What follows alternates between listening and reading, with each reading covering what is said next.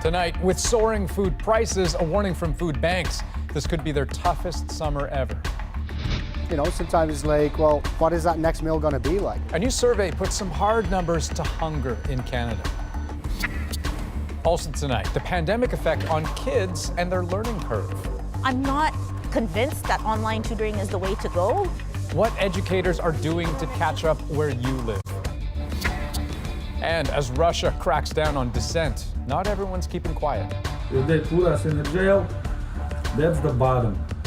War, a generational divide, and the use of social media.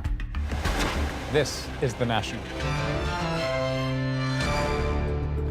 We are getting a new view tonight of just how much and how many Canadians are struggling with rising costs to the point of going hungry. A new poll by Food Banks Canada found about a quarter of Canadians say they're eating less than they should because that's all they can afford. And a fifth of respondents reported having gone hungry at some point during the pandemic. As Jamie Strachan shows us, many food banks are now bracing for a very difficult summer ahead. At this Toronto food bank, volunteers fill boxes as fast as they can. A perfect inflationary storm has pushed many Canadians to the edge. Right now, we're seeing the largest number of people relying on our services in our 41-year history. She warns of a very tough summer ahead. And a new Food Banks Canada survey shows why. It indicates about 7 million people reportedly going hungry sometime during the pandemic. In Toronto, she says the need is massive.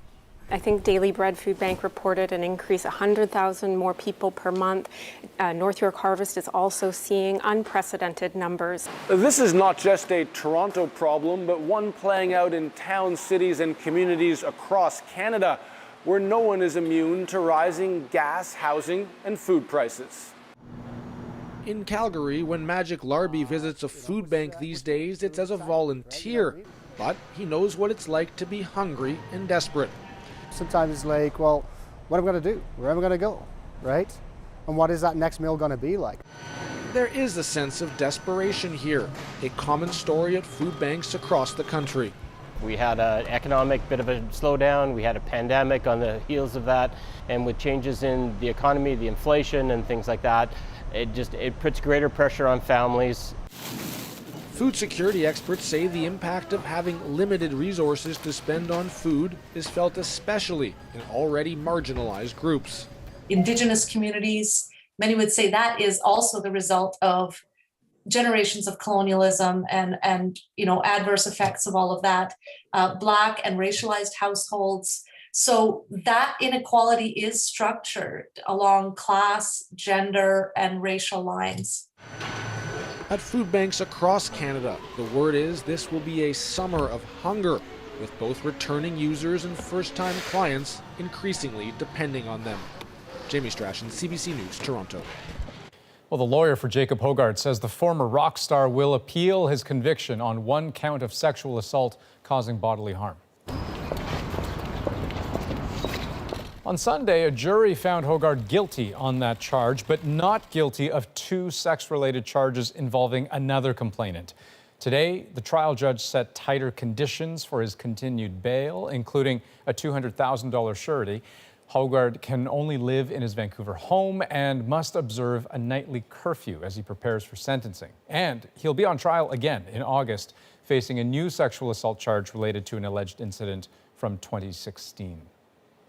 Well, our next few stories also deal with aspects of sexual crimes against women, including the push to stop predators before they strike. Katie Nicholson begins with an inquiry into the killing of 3 Ontario women by one man. He's in jail for the rest of his life, but there is hope that his case will yield clues on how to stop others from becoming victims. You're starting to get up there, my little senior citizen. In Tracy McBain's arms, one of the 2 cats she inherited 7 years ago, the day her best friend, Natalie Warmerdam, was murdered. There's still that feeling of a life unlived.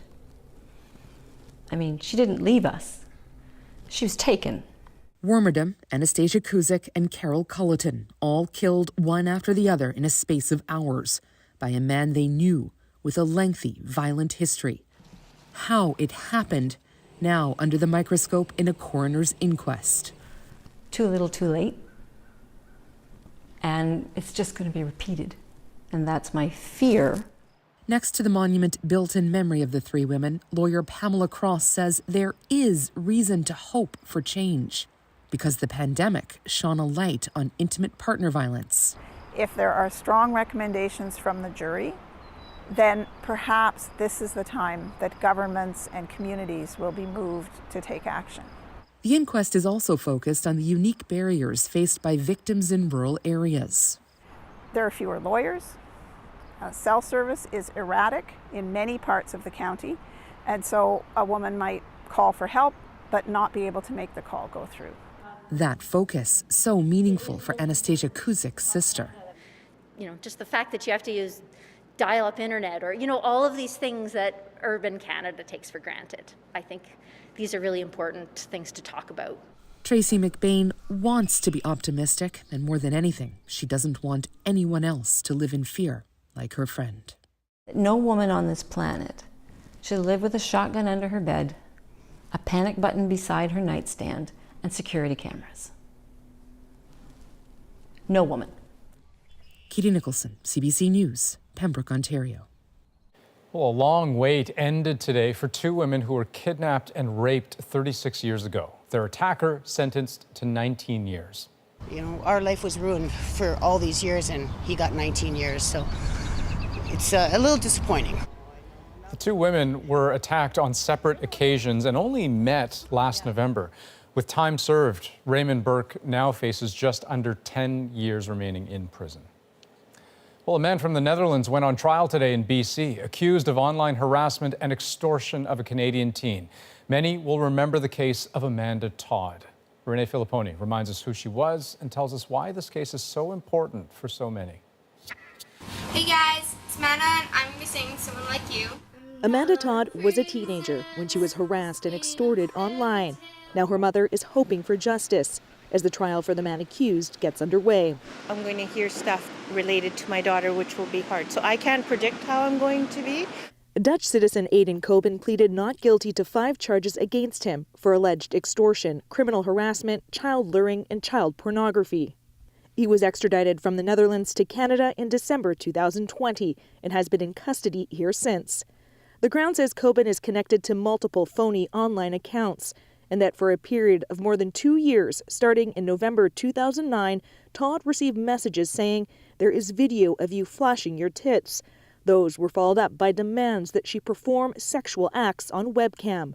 "Once a week, we just do fun stuff on cam is all." And then messages saying, "Last chance, or I start sending the video to everyone in your Facebook, school, and newspapers in your city." This case is about whether the Crown can prove who's behind the messages that were sent to Amanda Todd. The defense says the Crown cannot prove that and want to make it clear Coben has not been charged in relation to Todd's death. The teen took her own life in 2012. There's a lot of emotion wrapped up in these charges, and I know members of the public, they probably want blood, and they assume because my client is charged that he must be guilty. This expert says it's unusual to see cases like this make it to court. It's also extremely hard to find who the perpetrator is if that perpetrator is anonymous. That perpetrator can hide behind all sorts of avatars.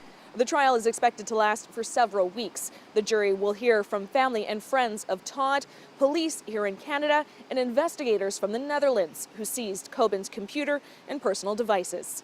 Renee Filipponi, CBC News, New Westminster. Well, a somber anniversary today. 1 year since the deadly attack on a Muslim family of 5 in London, Ontario. We reclaim this space from tragedy, and we heal together. Tonight, a vigil was held to remember the victims. Organizers also unveiled a mural that stands near that intersection where a man deliberately hit the Afzal family with his pickup truck. The vigil was led by a friend of Yumna Afzal. Yumna was just 15 years old when she was killed, along with her father, Salman, her mother, Madiha, and her grandmother, Talat. Yumna's 9-year-old brother was seriously hurt but survived. Many events were planned throughout the week. Today, this morning in particular, we wanted to give the religious faith perspective of what happened. Other events in the family's honor included an intimate prayer service held at London's Islamic cemetery and the unveiling of a new community garden. Well, a man in BC who allegedly hit 4 people with his truck at a march honoring residential school survivors has turned himself into police. The incident happened Saturday near the site of a former residential school. Police say the 77-year-old appeared to be trying to get through the group when he hit them. 2 people were taken to hospital with minor injuries. No charges have been laid. Well, public inquiry into Nova Scotia's mass shooting in 2020 heard from a Nova Scotia police chief today. He said he didn't know the gunman had entered his town until it was too late. Kayla Hounsell has those details. Surveillance video shows the gunman driving through Truro, 40 kilometers east of Portapique, on the second day of the massacre. The town's chief of police says he didn't know the gunman was in his town until days later when he saw these pictures on the news. Citizens were upset. Mayor was being emailed, and of course then they were reaching out to me to find out, how did this happen? You know, why didn't you tell us this happened? And I had no idea it happened. McNeil was off duty. He testified his officers first found out something was happening when they got a call from the hospital in Truro that it was in lockdown. There had to be a lot of catastrophic failures for this guy to be on the loose for 13 hours driving through Nova Scotia doing what he was doing. The RCMP did later call Truro police to advise there was an active shooting and that the suspect was linked to a former police car that might be deckled. The Mounties also sent 3 be on the lookout bulletins to all police agencies in the province, but never asked them to help. I'm a firm believer in cooperation, and we're not in competition, especially when it comes to the lives of our citizens. McNeil testified his force's relationship with the RCMP has deteriorated, partly because of the Mounties' position on the Alert Ready system, which was not used to tell Nova Scotians about the mock police cruiser. All 10 Nova Scotia chiefs of police have since voted unanimously to change the RCMP's membership status in their provincial organization. The RCMP leadership wanted the Nova Scotia chiefs to endorse that the Alert Ready system doesn't work in the province. It's fundamentally doesn't work for police use. Nova Scotia chiefs disagreed with that narrative. McNeil also testified he believes an alert should have been issued during the mass casualty and that it could have saved lives. Tomorrow, the Commission will hear more about the RCMP's communication with the public. Kayla Hounsell, CBC News, Halifax. In Calgary, an 86-year-old woman died Sunday after being attacked by her neighbor's dogs. Police say the woman was gardening in her back alley when she was attacked. Witnesses have told CBC News it took half an hour for an ambulance to arrive. The woman was taken to hospital but died a short time later. Those 3 dogs are now in the city's care. Well, health officials in BC confirmed today the province's first case of monkeypox in a Vancouver resident. It was an individual who had traveled recently and was a contact of another monkeypox case. The BC Centre for Disease Control says the risk to the general public is very low. Meanwhile, in the UK, 77 new monkeypox cases were reported, bringing its total to more than 300. That's the largest outbreak outside of Africa. Boris Johnson is politically safe, for now at least. The UK Prime Minister survived a confidence vote today from his own party that could have kicked him out of power. As Chris Brown explains, it's a big win, but it may not be big enough. With his political future in peril, Prime Minister Boris Johnson faced a decisive vote, needing support from at least 180 of his Conservative MPs to keep his job. And he got that. I can announce that the Parliamentary Party does have confidence.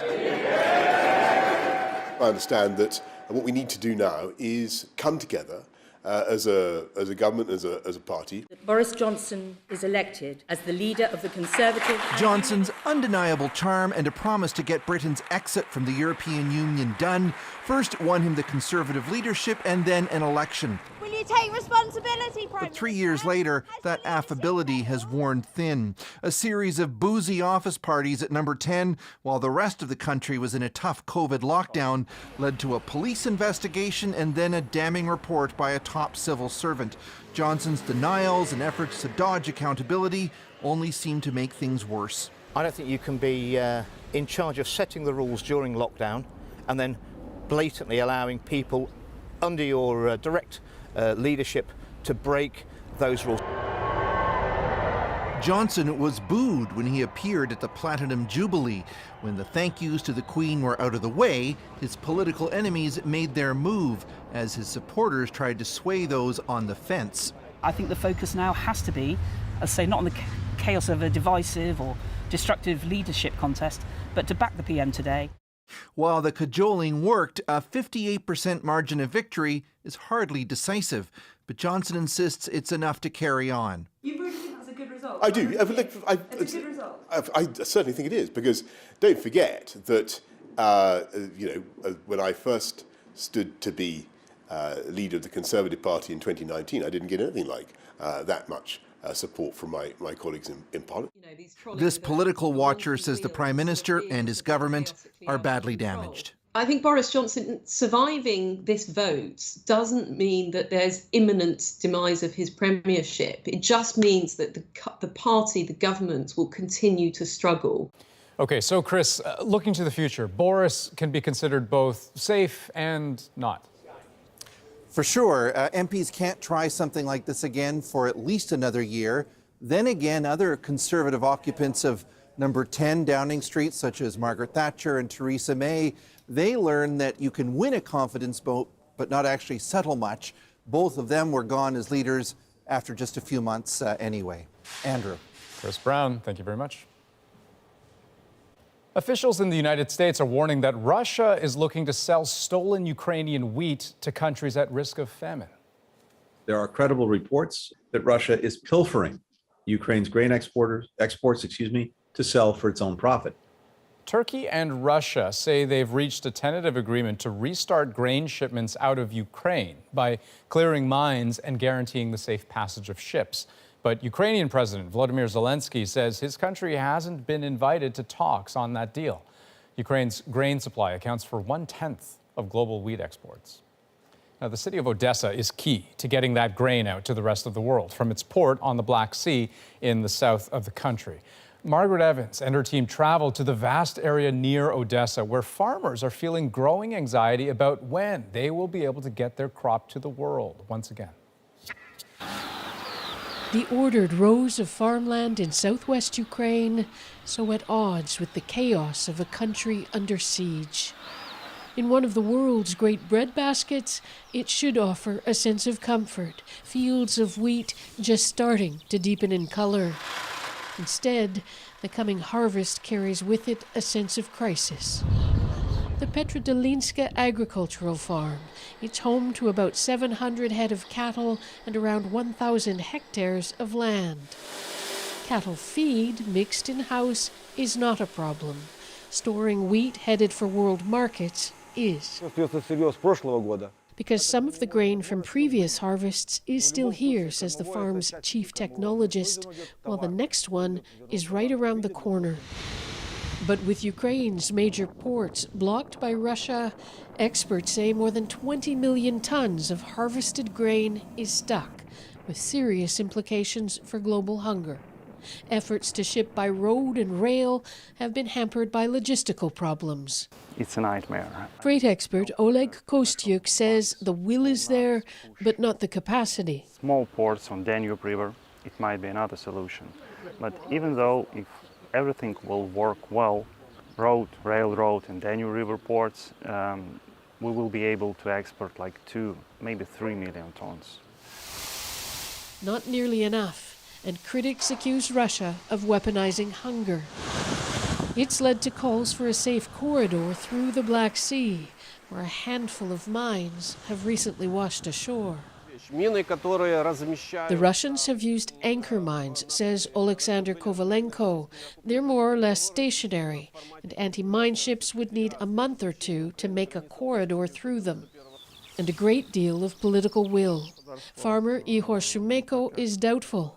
Western countries have the fleet to do it, he says, but the Russians won't go for it. They want to keep us down, politically and psychologically. All this in a corner of Ukraine where farmers don't have to worry about daily shelling in the fields, at least not yet. Time is slipping away here, like grain in an hourglass. Margaret Evans, CBC News, near Odessa. Well, students across the country are wrapping up another school year disrupted by the pandemic. Next, we ask what's being planned to help kids who have fallen behind and why some provinces are getting a better grade than others. That's where they gained an advantage. Plus, a major Toronto hospital shuts down its Aboriginal healing program amidst questions about the man who ran it. They owe us an explanation.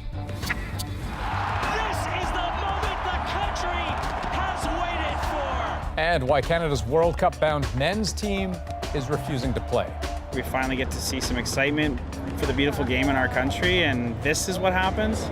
An ugly dispute in the beautiful game. We're back at 2.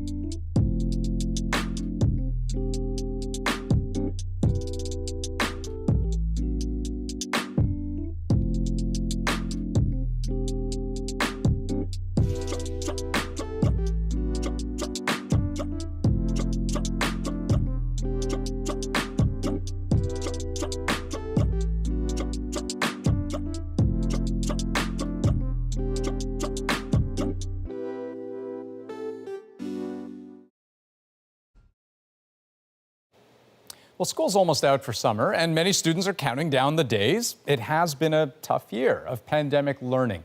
Early data suggests that millions of Canadian kids are behind in core subjects like math and literacy, and mental health is an issue as well. So tonight, we kick off a new series about how to close the gap, and we begin with a look at what's already being done, where, and whether it's working. Here's Deanna Sumanak-Johnson with The Learning Curve.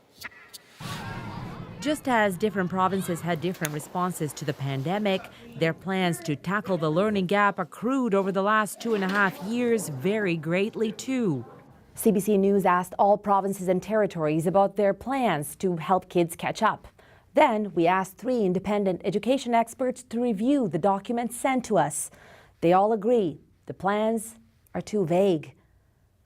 The experts say it's about more than just throwing money at learning recovery. Instead, they'd like to see targeted investments in key areas, including assessments, tutoring, curriculum adjustment, and mental health. Education expert Paul Bennett says Alberta's plan is tops when it comes to assessment. Alberta had the advantage of waking up sooner and identifying the challenge of learning recovery. Alberta's math and reading assessments of the youngest grades began well before the pandemic and continued throughout it. These screenings, though optional, found that students were struggling in these key subjects compared to before the pandemic. So the province is making these tests mandatory for grades 1 through 3 starting in September. That's where they gained an advantage. Other provinces, one at a time, gradually began to restore their provincial testing. Several provinces have highlighted tutoring as a key part of their recovery strategy. Ontario and Quebec are allocating the most money for tutoring post-pandemic. So far, $175 and $82 million respectively. But one of our experts isn't pleased with Quebec's implementation. most of it was going to be done online. I'm not convinced that online tutoring is the way to go, given what we know about the virtual experience as it was. Another thing our experts wanted to see is what's being done on curriculum reform. They say if, for example, students didn't learn what they needed to in grade 2 math, those lessons should be moved into grade 3. I don't see any real curricular reform. Again, in the Alberta plan, there's more discussion around the younger years and reading, numeracy, literacy kind of things. Nothing to suggest that there's going to be an overhaul that really takes into consideration the new context. Meanwhile, this expert is more impressed by the provinces that redefine the meaning of how well students are doing. The Northwest Territories said its education department will closely monitor the needs of NWT students using existing wellness data collections. In Nova Scotia, each school has received a Healthy Living grant to spend on activities that improve physical and mental health. They were reaching out to staff and to students to ask them, how they were doing. So I think it's that kind of rich idea of measurement and assessment that we need beyond just the test scores. So in the coming weeks, we will bring you lots more stories about education and the lingering effects of the pandemic. But Deanna, this is just part one. Tell me what surprised you most about putting this series together?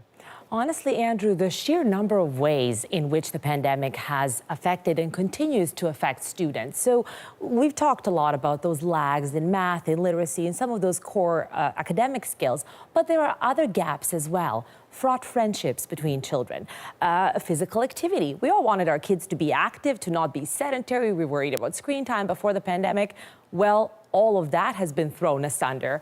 And we also focus on the helpers, educators, parents, and teachers who really want to get kids as much back to normal as possible. So there's lots more to come, is what Lots more to come. Deanna, thank you. Thanks for having me. And to learn more about your province or territory's plan to recover from pandemic school disruptions, you can check out our interactive tool. Just head to cbc.ca/learning curve. Well, as the Kremlin continues to crack down on dissenting voices, one young Russian is helping some of those voices be heard around the world. When you see these journalists going to jail, getting charged, getting big fines, doesn't that make you worried for yourself? It does make me worried, actually. Next, the YouTuber behind the videos watched by millions. And later, how a high schooler in Manitoba turned her dream into reality on the cricket pitch.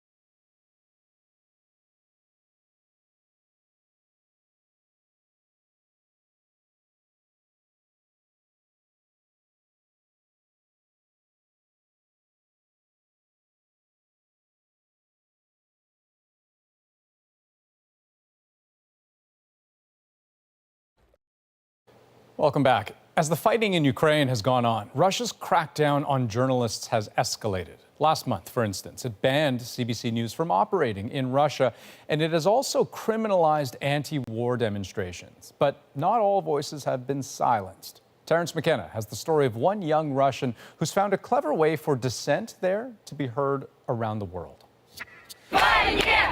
When Russian troops invaded Ukraine in late February, there was a wave of anti-war demonstrations around the country. Authorities quickly cracked down, rounding up the perpetrators. Thousands have been arrested.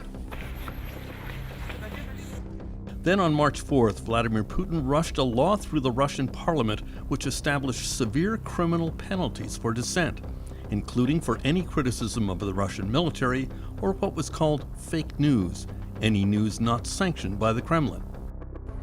Even the words war and invasion were banned on social media and elsewhere. Only Putin's term special military operation was allowed. In Moscow's Red Square, a teacher who posed in front of a monument to Kiev's Second World War dead, holding a copy of Leo Tolstoy's classic book War and Peace, was immediately arrested. In recent months, anti-war demonstrations have almost disappeared. There are occasional protests like this incident, where a Russian TV producer interrupted the evening newscast with an anti-war message proclaiming that government broadcasts were all lies. She was fired and fined. Many other journalists have been arrested and face big fines. Now there is a small-scale YouTube channel in Russia trying to let the world know there are still dissenting voices in the country. It's called 1420. It is the brainchild of Daniel Orion, a young software engineer who used to watch international videos during his long commute to work and decided to create his own. And I used to watch videos like some street interviews from different countries. So I thought it would be cool to make the same thing in Russia. That's how I came up with the channel. He named the channel after his high school, Moscow School number 1420. His videos started out portraying life in Russia through simple interviews in the street. But since the February invasion of Ukraine, his channel is carrying very controversial and dangerous material. He asks provocative questions like, what do Russians think about Putin? Many, of course, feel these questions are too dangerous to answer. А вы в курсе, что у нас наказуемая свобода мысли и непатриотические всякие выражения мыслей? Поэтому я лучше промолчу. Many say they like Putin. Конечно! А почему поддерживаете? А потому что он порядок наводит в этом дурном мире. Да, поддерживаю. Он классный, молодец. But others are willing to share their negative views. Я вообще никогда не хотела, чтобы он был президентом, начиная с 2000. Я вообще не понимаю, почему его выбрали. Настоящей ситуации. Ну, типа, я смотрела недавнее его интервью, и я, типа, мне кажется, что он максимально отдален от какой-то реальности. Жизненно бы сделали его президентом? Нет. Почему? Ну, он и так практически пожизненный президент. Мне кажется, уже как-то перемен требуют наши сердца. Красавчик? Нет. Почему? Потому что, ну, я считаю, что в нашем мире не стоит действовать настолько кровавыми методами и решениями, какая бы ситуация ни была. Eyes and she's like standing like this, right? Orion keeps a tone of strict neutrality. I just don't care whatever they say. So even if they are pro-Putin, anti-Putin, whatever, we just need to make a cool video. When you see these journalists going to jail, getting charged, getting big fines, doesn't that make you worried for yourself? It does make me worried, actually. So I'm not sure if they will lock us, if they put us in a jail. That's the bottom, you know, because we just ask questions, basically. As the war in Ukraine progressed and news came to light about Russian atrocities in the town of Bucha and elsewhere, the 1420 crew showed those videos to Russians and asked their opinion. Some echoed the Russian propaganda channels which claimed the videos were all fake. Or that it was Ukrainians themselves murdering people. But some did not. Это война, что ли, показывает это? Ничего, события были. Ну, вот я вроде, конечно, я против этого. Вон страдают, умирают столько и смертей, а все из-за чего?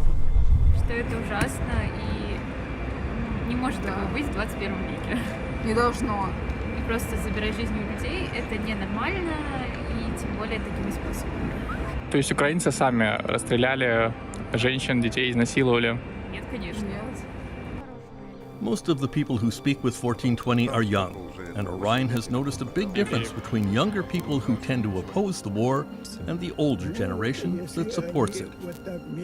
Older people, they were raised watching communist movies, communist music, and younger people, they were raised during different times. And I guess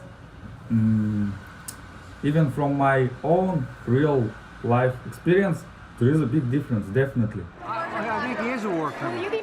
After President Biden called Putin a war criminal, the 1420 channel asked Russians if they agreed. Как по мне, один дед просто обозвал другого. Я об этом слышу впервые, и...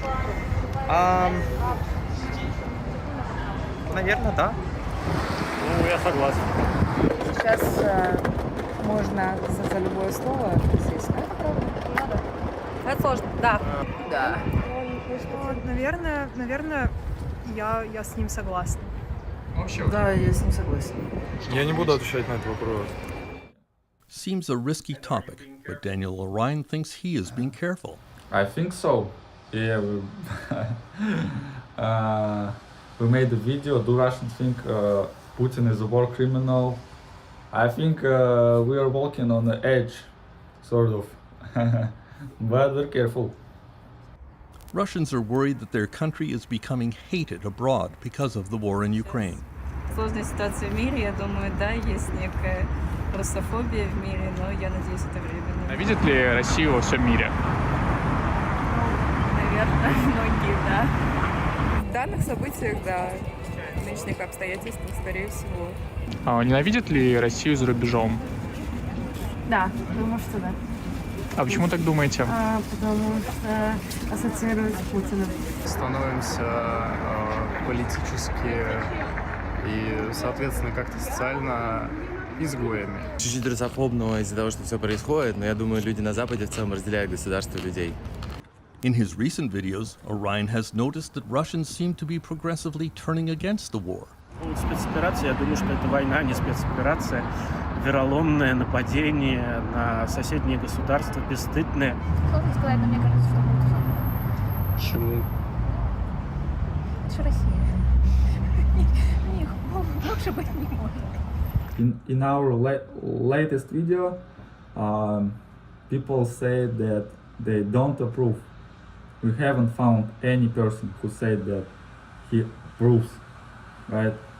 Shortly after our interview, Daniel Marine posted this on YouTube. And funny thing happened 5 minutes after we recorded this video. Police came to us, you can see it in the video right now. I don't know the reason, but it's okay. There is no pretension at the 1420 channel that these are scientific surveys. There is little doubt that most Russians support the war, especially outside the big cities. Those who don't, of course, are much less likely to express a critical opinion to a camera in an authoritarian society, a point sometimes made here with humor. А по поводу спецоперации, что думаете? У вас там КГБшников за вами не ходят, нет?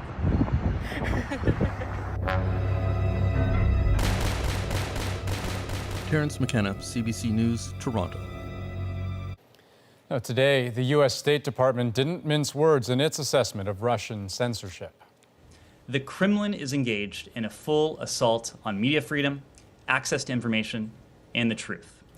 Those comments were in response to threats from the Kremlin warning that U.S. news organizations could be stripped of their accreditation if Russian media in the United States aren't better treated. Well, next, a CBC News investigation looks into questions raised about a celebrated Métis healer at a major Toronto hospital. Hello. Hi, can I speak to Elder Little Brown Bear, please? Speaking. Why some Indigenous people have concerns about his background. And later, with just months until they play for the World Cup, the Canadian men are locked in a battle off the pitch.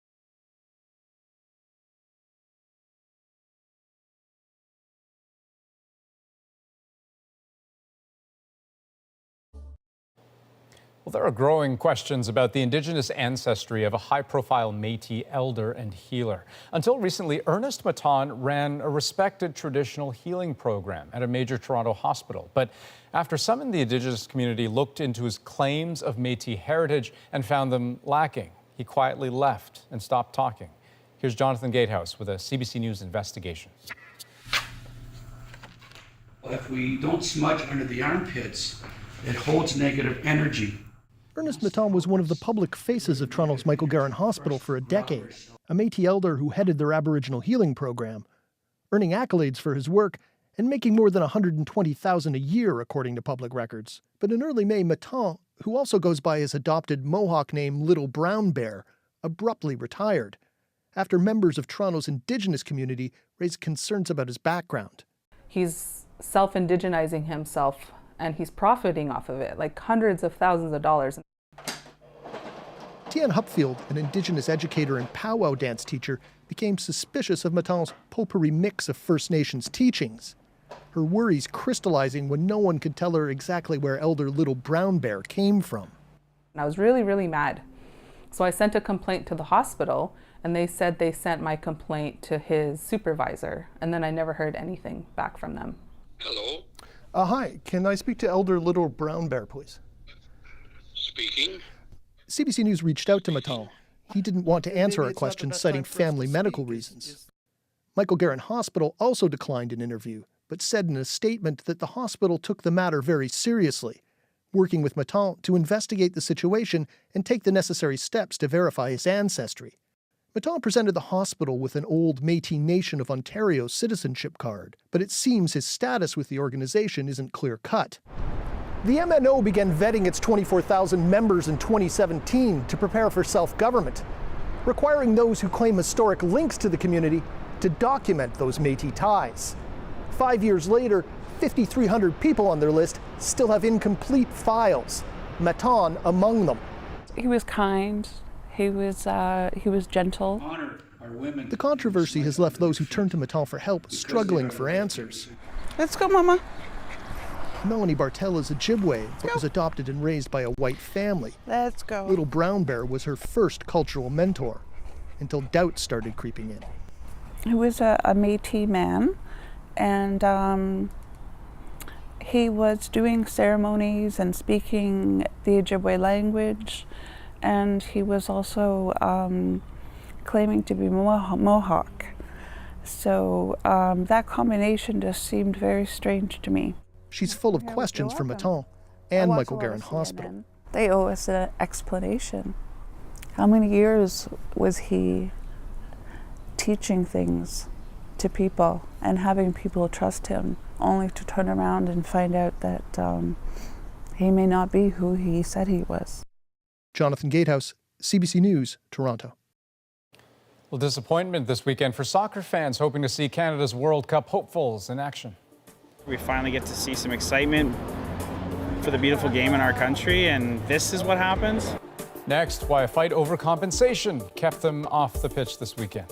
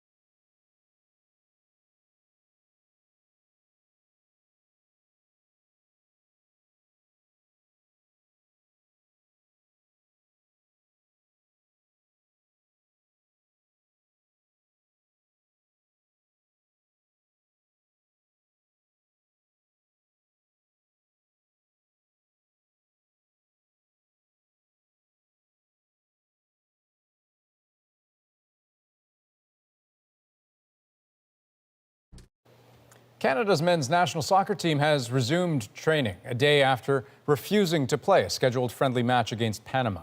But its bitter contract dispute with Canada Soccer drags on. And with a shortening window to prep for the World Cup, pressure is growing to solve it. Here's Stephen D'Souza. Eustachio declares! This is the moment the country has waited for. A moment of joy back in March when Canada clinched a spot in the Men's World Cup for the first time in 36 years. But off the field, a battle over compensation was just beginning. This past weekend, it went public and got ugly when players refused to play a scheduled match against Panama. In a statement, the men's team said, "It's time we take a stand for the future of soccer in Canada." At the heart of the dispute, how World Cup money is distributed between the men's and women's program and Canadian soccer. The root of it comes to just a mistrust between the players and the CSA, and I think that stems from a lack of transparency over the years that the CSA has demonstrated.